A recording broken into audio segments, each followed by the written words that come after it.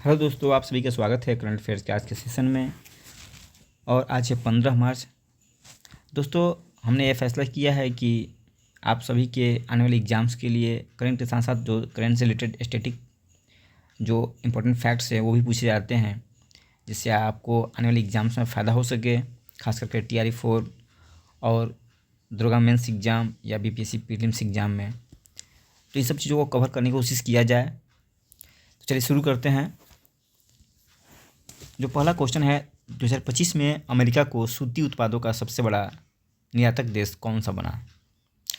तो दोस्तों, भारत के द्वारा चाइना को रिप्लेस करके अमेरिका के लिए सूती उत्पादों का सबसे बड़ा निर्यातक देश बन चुका है इंडिया। इसका आंसर हो जाएगा इंडिया। इंडिया ने लगभग 0.6 मिलियन टन जो है सूती वस्त्र का जो उत्पाद होते हैं उनको निर्यात किया है अमेरिका को।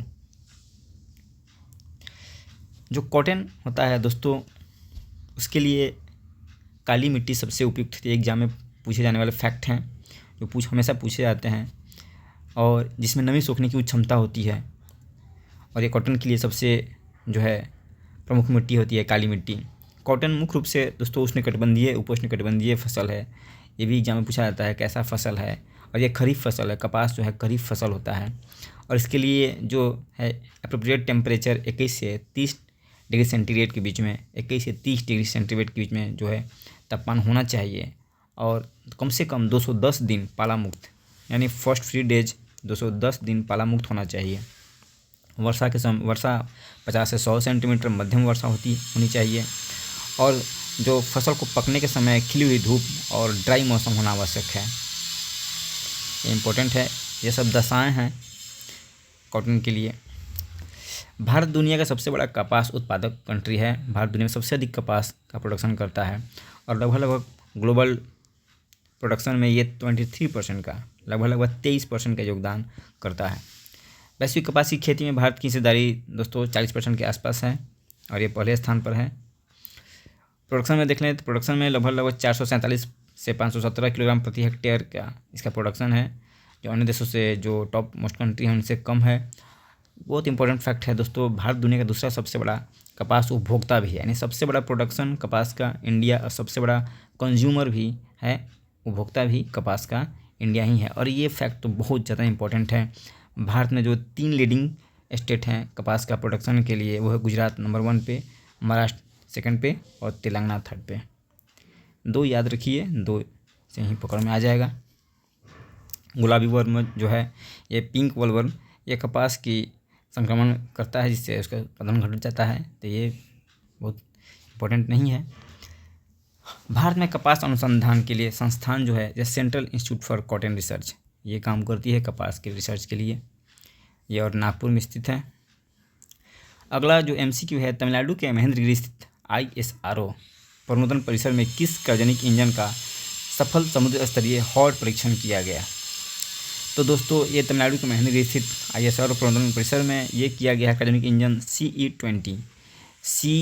क्रायोजेनिक इंजन 20 का सफल परीक्षण किया गया है तमिलनाडु के महेंद्रगिरी में। याद रखिएगा, महेंद्रगिरी परीक्षण के लिए स्थल है, और ये तमिलनाडु में स्थित है।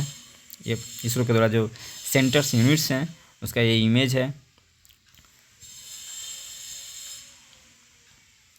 दोस्तों, तमिलनाडु के महेंद्रगिरी में जो परिसर है उसमें 22 टन थ्रस्ट वाले जो है क्रायोजेनिक इंजन 20 का सफल समुद्री हॉट परीक्षण किया गया। अब आपको पता होना चाहिए क्रायोजेनिक इंजन है क्या।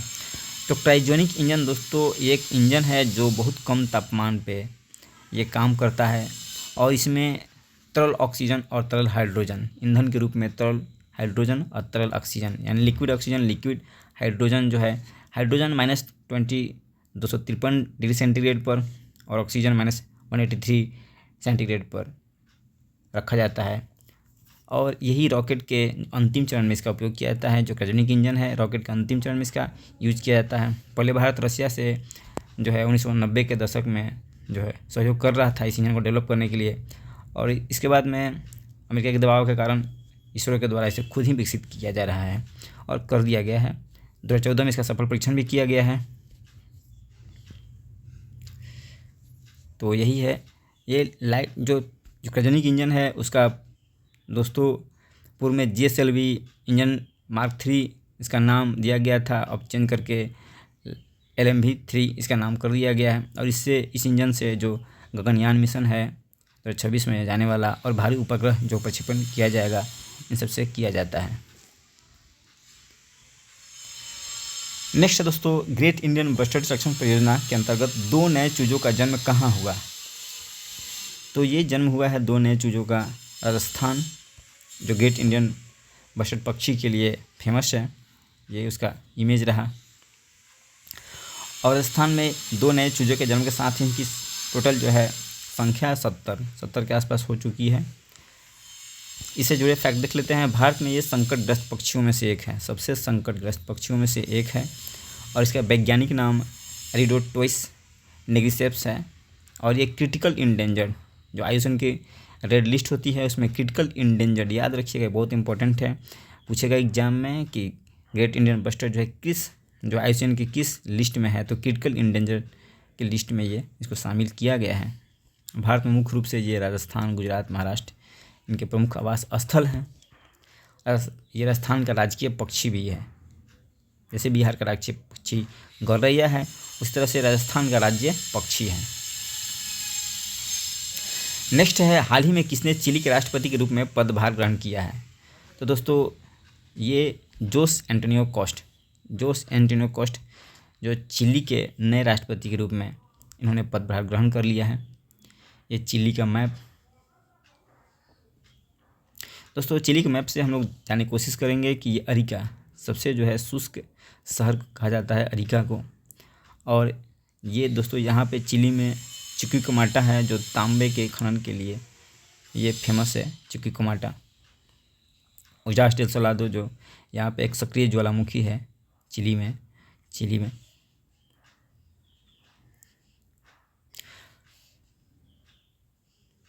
देखते हैं दोस्तों, चिली जो कंट्री है इसकी राजधानी सेंटियागो और इसकी मुद्रा चिलियन पेसो है। और राजधानी पूछ दे, खास करके जो रेलवे में पूछ सकता है, सेंटियागो और इसकी मुद्रा चिलियन पेसो। चिली में ही अटकामा मरुस्थल चिली में स्थित है, ये उत्तरी चिली में स्थित है। दुनिया का सबसे शुष्क अध्रुवीय स्थान जो है ये माना जाता है। अरिका सबसे शुष्क शहर। खनिज में देख लेते हैं, चिली दोस्तों तांबे प्रोडक्शन के लिए सबसे अधिक मशहूर है। चिली एग्जाम में बहुत बार पूछ चुका है, चिली किसके लिए मशहूर है? तो तांबे के उत्पादन के लिए मशहूर है। और यहाँ पे जो तांबे की एक खदान है चिक्विकमाटा, ये पूछता है कि चिक्विकमाटा खदान किसके लिए फेमस है? तो तांबे की खदान है यहाँ पे। और लिथियम भंडारण, लिथियम के लिए भी चिली जो है यहाँ प्रमुख है, प्रोड्यूसर के रूप में है। नाइट्रेट, अटकामा मरुस्थल में दोस्तों प्राकृतिक नाइट्रेट के विशाल भंडार प्राप्त होते हैं, नाइट्रेट के लिए भी। और चिली में भूमध्य सागरीय जलवायु पाई जाती है, तो वहाँ पे अंगूर और शराब, जहाँ भी भूमध्य सागरीय जलवायु पाई जाएगी वहाँ पर फलों की खेती अधिक की जाती है। खास करके अंगूर और शराब प्रोडक्शन ज़्यादा होता है, इसलिए यूरोप और चिली ये सब शराब के उत्पादन के लिए मशहूर है। खास मैगलन जलडमरू मध्य, ये दोस्तों चिली के दक्षिणी छोर पर स्थित है, अटलांटिक और प्रशांत महासागर को जोड़ता है। आप देखिएगा ये सबसे लास्ट में यहाँ पे ये मैगलन जलडमरू मध्य जो स्टेट है वो स्थित है। नेक्स्ट क्वेश्चन है, भारत ने असम के GI टैग वाले किस चावल का निर्यात UK, यूनाइटेड किंगडम और इटली को किया? तो दोस्तों ये असम के GI टैग वाले चावल जोहा चावल है, जिसको भारत के द्वारा यूनाइटेड किंगडम और इटली को निर्यात किया जा रहा है। जोहा चावल, इसको GI टैग प्राप्त हो चुका है। यह है असम का मानचित्र मैप। आप लोग जानते हैं असम की जो सबसे फेमस नदी है ब्रह्मपुत्र, असम से होकर बहती है। खासकर ये तिब्बत के मानसरोवर से निकलती है। उसे तिब्बत में यारलुंग जोंगपो नदी भी कहा जाता है। ये एग्जाम में बहुत बार पूछा जा चुका है। तिब्बत में से क्या कहते हैं? यारलुंग जोंगपो। और दिहांग, जब असम में प्रवेश करती है तो दिहांग नदी के रूप में इसे जाना जाता है। असम में नहीं दोस्तों, अरुणाचल प्रदेश में। असम में तो इसे ब्रह्मपुत्र के नाम से जाना जाता है। असम में से ब्रह्मपुत्र, और बांग्लादेश में जमुना। इसकी सहायक नदियाँ हैं तीस्ता नदी सहायक नदी है। इसके बाद मानस नदी है, लोहित नदी, ये भी पूछा जा चुका है एग्जाम में, लोहित नदी आकर मिलती है। इसके बाद धनसिरी है, साउथ से आकर मिलती है। कामपिली, ये भी साउथ से आकर मिलती है। कामेंग ऊपर से, और सुबनसिरी, ये सब प्रमुख नदियां हैं। ये जो ब्रह्मपुत्र नदी है उसकी सहायक नदी हैं। असम के अन्य प्रसिद्ध जीआई जो उत्पाद है माजुली मुखौटा, एक मुखौटा है माजुली मुखौटा, और मुगा सिल्क। मुगा सिल्क जो है ये असम का प्रमुख जीआई टैग उत्पाद है। बिहार के प्रमुख जीआई टैग देख लेते हैं जो एग्जाम में बहुत इंपॉर्टेंट है, पूछे जा सकते हैं। बिहार में अभी तक प्रमुख 14 जो है वस्तुएं हैं उनको जीआई टैग प्राप्त उत्पाद हैं। शामिल किया जा चुका है। इसमें मधुबनी है, सिक्की घास शिल्प, सुजनी कढ़ाई, silk, Manjusha art, Khatwa applique work, stone art Gaya का, सिलाव का खाजा जो नालंदा में मशहूर है, जर्दालू आम भागलपुर, कतरनी चावल भागलपुर का, मगही पान गया का, शाही लीची मुजफ्फरपुर की लीची है जीआई टैग मिल चुका है। मिथिला मखाना दरभंगा तो मधुबनी आदि प्राप्त होता है। और मरचा चूड़ा यानी मरचा धान जो है पश्चिमी चंपारण, ये प्रमुख जो है कृषि उत्पाद हैं। और अन्य उत्पाद भी हैं जो प्रमुख 14 हैं, इनको जीआई टैग प्राप्त हो चुका है। और बिहार में बाउन बूटी साड़ी जो पटना के आसपास रीजन में फेमस है, और लिट्टी चोखा जो भोजपुर और भोजपुरी क्षेत्र बेल्ट में ज़्यादा मशहूर है, उसको जीआई टैग देने के लिए प्रयास किया जा रहा है। बिहार का पहला जीआई टैग है उधर 6 में सुजनी कढ़ाई को मिला था, ये भी याद रखिएगा, पूछ देगा पहला जीआई टैग किसको दिया गया था, तो सुजनी कढ़ाई को। नेक्स्ट है दोस्तों, बाल विवाह समाप्त करने के उद्देश्य से भारत सरकार ने कौन सा राष्ट्रीय पहल शुरू की है। तो दोस्तों भारत सरकार के द्वारा शुरू किया गया बाल विवाह मुक्त भारत ये शुरू किया गया है भारत सरकार के द्वारा। और भारत में बाल विवाह रोकने के लिए कानून बनाया गया है जिसे provision of child marriage act 2006 कहा जाता है। यानी जो बाल विवाह को रोकने के लिए ये कानून निर्मित किया गया है, उसमें इस कानून के द्वारा दोस्तों पुरुषों की जो है न्यूनतम आयु 21 वर्ष और महिलाओं के लिए 18 वर्ष, यानी 18 प्लस वर्ष की जो महिलाएं हैं वही शादी कर सकती हैं, और पुरुष 21 वर्ष। जो पूछा जा सकता है दोस्तों SDG 5 जो है सस्टेनेबल डेवलपमेंट गोल SDG 5 वो जेंडर इक्विटी से संबंधित है। तो 17 प्रमुख लक्ष्य हैं जिसने UN ने निर्धारित किया था 2015 में निर्धारित किया गया था। इसमें 17 लक्ष्य में से जो लक्ष्य 5 है वो जेंडर इक्वलिटी से संबंधित है। आपको ये एग्जाम में पूछा जा सकता है, इसलिए 17 लक्ष्य हैं उसको याद रखना चाहिए। पॉक्सो ये भी एग्जाम में पूछा जा चुका है। पॉक्सो जो protection of children from sexual offences, जो चिल्ड्रन हैं उनके खिलाफ जो सेक्सुअल ऑफेंस किए जाते हैं उसके लिए एक विशेष कानून बनाया गया है जो खास करके 18 वर्ष से कम उम्र के बच्चे, लड़के लड़कियां हैं, उनको यौन पीड़न, शोषण और पोर्नोग्राफी से बचाता है। ये एक्ट पोर्नोग्राफी और यौन पीड़न से बच्चों को बचाता है। नेक्स्ट है दोस्तों, फ्रीडम शील्ड संयुक्त सैन्य अभ्यास किन देशों के बीच में आयोजित होता है। तो फ्रीडम शील्ड अमेरिका और दक्षिण कोरिया के बीच में इसका आयोजन किया जा रहा है, फ्रीडम शील्ड का मार्च में। और ये यूनाइटेड स्टेट्स और साउथ कोरिया के बीच में, फ्रीडम शील्ड USA और साउथ कोरिया के बीच में। साउथ कोरिया की राजधानी सियोल, ये तो रेलवे के लिए इम्पोर्टेंट है, खास करके मुद्रा और राजधानी रेलवे में ज़्यादा पूछा जाता है। जो प्रमुख युद्धाभ्यास ये पूछे जा सकते हैं दोस्तों, वायु शक्ति 2026 में ये स्वदेशी विमान तेजस और प्रचंड, जो हमारी राष्ट्रपति द्रौपदी मुर्मू हैं उन्होंने पहली बार प्रचंड में जो है उड़ान भरी, तो ये वायु शक्ति 2026 में राजस्थान में किया गया। भारत और जापान के बीच में धर्म गार्जियन जो युद्धाभ्यास है ये 24 फरवरी से 9 मार्च के बीच में उत्तराखंड के चौबटिया में इसका आयोजन किया गया। 16वां संस्करण एक्सरसाइज वज्र प्रहार 2026 याद रखिएगा। भारत और जापान के बीच में धर्म गार्जियन फरवरी से मार्च में हुआ उत्तराखंड में। वज्र प्रहार दोस्तों ये हिमाचल प्रदेश के बकलोह में 23 फरवरी से 15 मार्च के बीच में ये भारत और USA के बीच में वज्र प्रहार 2026 में हुआ। मिलन जो है ये बहुपक्षीय नौसेना अभ्यास है, ये विशाखापट्टनम के तट पे किया गया जिसमें 50 से अधिक देश भाग लिए। तो मिलन एक्सरसाइज विशाखापट्टनम में। और वज्र प्रहार दोस्तों ये हिमाचल प्रदेश के बकलोह में। और भारत जापान के बीच में धर्म गार्जियन ये उत्तराखंड के चौबटिया में, इसे याद रखिएगा। भारत और सिसली के बीच में 9 मार्च से 20 मार्च के बीच में इसके आयोजन किया गया।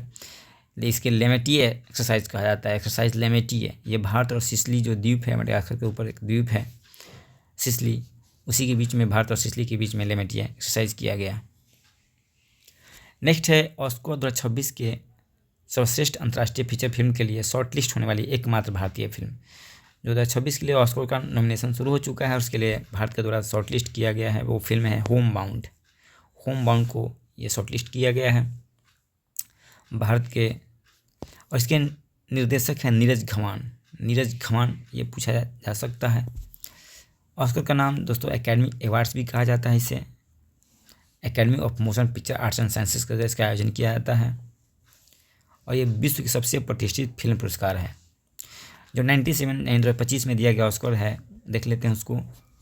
सर्वश्रेष्ठ फिल्म जो है अनोरा मिक्की मेडिसन उसमें हीरोइन है, उसके लिए बेस्ट अभिनेत्री का अवार्ड भी दिया गया है मिक्की मेडिसन को अनोरा के लिए, और सहायक अभिनेत्री एमिलिया पेरेज के मिला है। और बेस्ट अभिनेता जो है सर्वश्रेष्ठ अभिनेता एड्रियन बोर्डी द ब्रूटलिस्ट के लिए, द ब्रूटलिस्ट पिक्चर है उसके लिए सर्वश्रेष्ठ अभिनेता का ऑस्कर अवार्ड मिला है।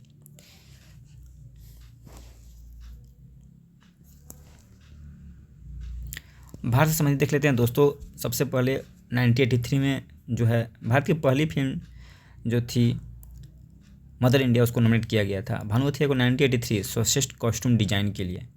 गांधी फिल्म थी, इसके लिए इनको दिया गया है कॉस्ट्यूम डिजाइन के लिए। सत्यजीत रे इनको लाइफ टाइम अचीवमेंट का ऑनरेरी अवार्ड दिया गया 1992 में ऑस्कर के। A.R. रहमान 2009 सॉन्ग है स्लम डॉग मिलेनियर का, उसके लिए इनको ऑस्कर दिया गया। गुलजार को सर्वश्रेष्ठ ओरिजिनल सॉन्ग के लिए दिया गया। जय हो गीत लिखे थे गुलजार ने स्लम डॉग मिलेनियर में, उनके लिए दिया गया, और इसी की म्यूजिक देने के लिए A.R. रहमान को दिया गया था। और सर्वश्रेष्ठ साउंड मिक्सिंग रसेल पुकुटी को स्लम डॉग मिलेनियर के लिए दिया गया। M.M. कीरावानी जो सर्वश्रेष्ठ ओरिजिनल सॉन्ग है नाटू नाटू RR का RRR का, उसको 2023 के लिए ऑस्कर मिला है। अगुनीत मुंगा की जो डॉक्यूमेंट्री फिल्म है, short documentary film the elephant whisper याद रखिएगा, इसे 2023 में ऑस्कर दिया गया अगुनीत मुंगा को। तो उसको से रिलेटेड फैक्ट है इंडिया जो इम्पोर्टेंट है।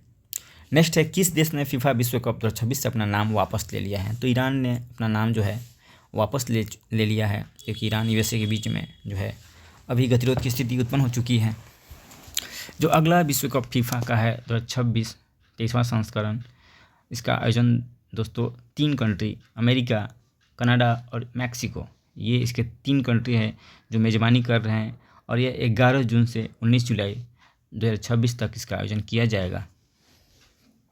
फीफा इसकी स्थापना दोस्तों ये पूछा जाता है, इसकी स्थापना 1904 में, और इसका मुख्यालय है ज्यूरिख स्विट्जरलैंड में।